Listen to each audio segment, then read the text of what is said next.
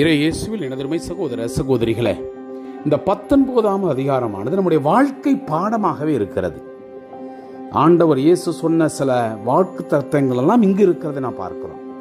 முக்கியமாக நம்முடைய வாழ்க்கையில நம்ம என்னென்ன செய்யணும், என்னென்ன செய்யக்கூடாது, இந்த 10 கட்டளைகளுடைய மேன்மைத்துவத்தினுடைய விளக்கத்தை இந்த அதிகாரத்தில் பார்க்கலாம். பாவம் செய்யாத, அடுத்தவனுடைய மனைவி விரும்பாத, அல்லது பொய்ச்சாட்சி சொல்லாத, எல்லா விஷயங்களையும் எடுத்து வைக்கிறது. அதுக்கும் மேல சொல்றது பாருங்க, நீ உன் மீது நீ அன்பு கூறுவது போல உனக்கு அடுத்த மீது நீ அன்பு கூறுவாயாக என ஆண்டவர் சொல்லுகிறார். இயேசுநாத சாமி இதை கண்ணோக்கிய பின்ன அதையும் அங்கு உறுதிப்படுத்துவதை நாம் பார்க்கிறோம். அது மட்டுமல்ல, இங்கு இன்னும் பல நம்முடைய வாழ்க்கையிலே முக்கியமாக கடைபிடிக்க வேண்டியதை, அதாவது நம்முடைய வாழ்க்கையிலே குறி பார்க்கக்கூடாது, நாள் பார்க்க வேண்டாம், உன் தலைமுடியை உன் நோக்கத்துக்கு திரும்ப வேண்டாம், தாடின் உரத்தில் சிரைக்க வேண்டாம், ஏன் உடல்ல போய் நீங்க எதுவுமே பச்சை குத்தக்கூடாது, எல்லாத்தையும் தெளிவுபடுத்துகிறது. பில்லி சூனியம் பார்க்கக்கூடாது, குறிகாரனை போய் நீ தேடக்கூடாது, அது பெரியவர்களுக்கு மதிப்பு கொடுக்கணும், நரைமுடி உள்ளவரை பார்த்து எந்திரிச்சு நில்லு என்ற எல்லா உண்மையையும் நல்ல ஒழுக்கத்தையும் நமக்கு கற்றுக் கொடுக்கக்கூடிய அதிகாரம் தான் இந்த 19ஆம் அதிகாரம். நாம் எப்பெல்லாம் முடியுமோ இதை நாம் வாசித்து தியானிக்கும் பொழுது நம்முடைய வாழ்க்கையினுடைய எண்ண ஓட்டங்கள் மாற்றம் பெறும் என்பதில் எந்த ஒரு ஐயம் இல்லை. அந்த எண்ணத்தோடு இந்த அதிகாரத்திற்கு நாம் செவிமடுப்போம். ஆண்டவர் மோசேயிடம் கூறியது, நீ இஸ்ரேல் மக்களிடம் கூற வேண்டியது, தூயவராயிருங்கள், ஏனெனில் உங்கள் கடவுளும் ஆண்டவருமாகிய நான் தூயவர்.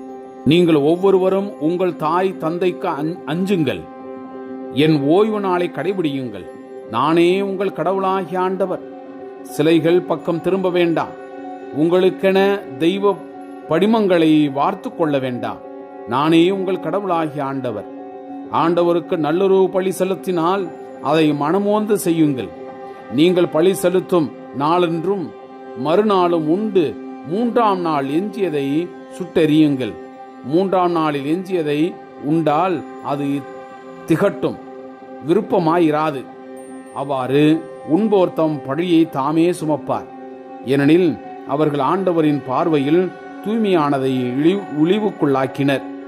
அந்த மனிதர் அவர்கள் இனத்தில் இராதபடி அழிக்கப்படுவர். உங்கள் நாட்டில் நீங்கள் பயிரிட்டதை அறுவடை செய்யும் போது வரப்பு ஓர கதிரை அறுக்க வேண்டாம், சிந்தி கிடக்கும் கதிரை பொறுக்க வேண்டாம். திராட்சை தோட்டத்தில் பின்னறுப்பு செய்ய வேண்டாம், சிந்தி கிடக்கும் அந்த பழங்களை பொறுக்க வேண்டாம். அவற்றை எளியோருக்கும் அந்நியருக்கும் விட்டுவிட வேண்டும். நானே உங்கள் ஆண்டவராகிய கடவுள்.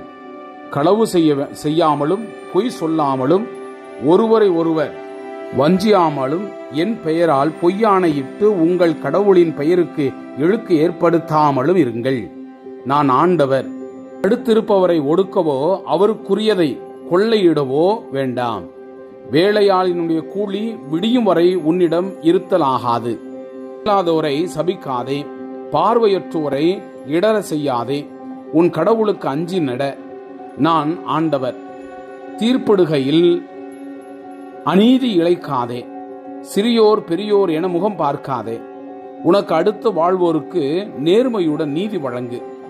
உன் இனத்தாருக்குள் புறங்கூறி திரியாதே, உனக்கு அடுத்திருப்பவரினுடைய குருதி பழிக்கு காரணமாகாதே, நான் ஆண்டவர்.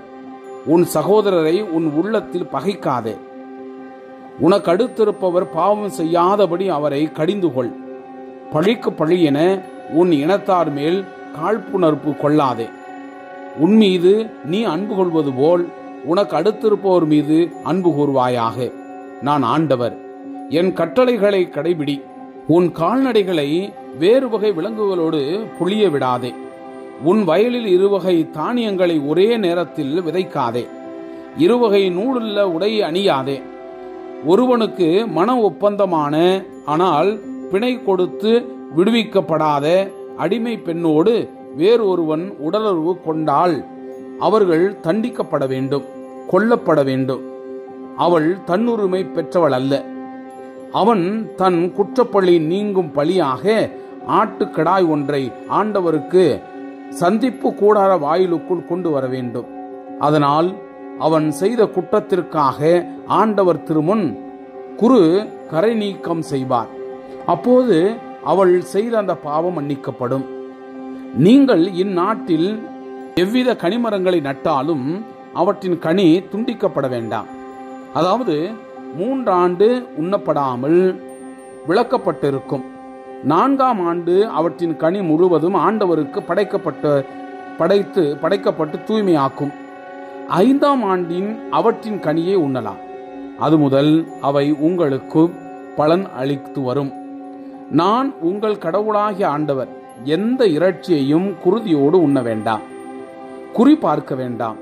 நாள் பார்க்க வேண்டாம். தலைமுடியை திருத்திக் கொள்ள வேண்டாம். தாடியின் ஓரங்களை சிரைக்க வேண்டாம். செத்தவனுக்காக உடலை கீறிக்கொள்ள வேண்டாம். பச்சை குத்தி கொள்ளவும் வேண்டாம். நானே ஆண்டவர். நாட்டில் உபச்சாரம் வளர்ந்து ஒழுக்கக்கேடு பெருகாதபடி உன் மகளை இழிவுபடுத்தி வேசித்தனம் பண்ண அனுமதியாதே. ஓய்வு நாட்களை கடைபிடித்து என் தூயகத்தை குறித்து அச்சம் கொள்ளுங்கள். நானே ஆண்டவர். பில்லி சூனியம் பார்க்க வேண்டாம். குறிகாரரை அணுக வேண்டாம். அவர்களை தேடி அவர்களால் தீட்டாக வேண்டாம். நானே உங்கள் கடவுளாகிய ஆண்டவர். நரை திரண்டவருக்கு முன் எழுந்து நில். முதிர்ந்தவர் முகத்தை மதித்து நட. உன் கடவுளுக்கு அஞ்சி வாழ். நானே ஆண்டவர். உங்கள் நாட்டில் தங்கியிருக்கும் அந்நியருக்கு தீங்கிழைக்காதே. உங்களிடம் தங்கும் அந்நியர் உங்கள் நாட்டில் பிறந்தவரை போல் இருக்க வேண்டும்.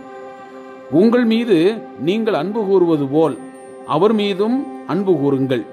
ஏனெனில் எகிப்தில் நீங்களும் அந்நியர்களாயிருந்தீர்கள். நானே உங்கள் கடவுளாகிய ஆண்டவர். நீட்டல், நிறுத்தல், கொள்ளல் ஆகிய அளவுகளில் நேர்மையை கடைபிடியுங்கள். தராசும் படிக்கல்லும் மரக்காலும் அளவு சரியானபடியும் உங்களிடம் இருக்கட்டும். உங்களை எகிப்து நாட்டினின்று வெளிக்கொணர்ந்த உங்கள் கடவுளாகிய ஆண்டவர் நானே. நீங்கள் என் எல்லா நியமங்களையும் கட்டளைகளையும் கடைபிடித்து ஒழுகுங்கள். நானே ஆண்டவர். Praise the Lord. இயேசுவுக்கே புகழ். மரியே வாழ்க.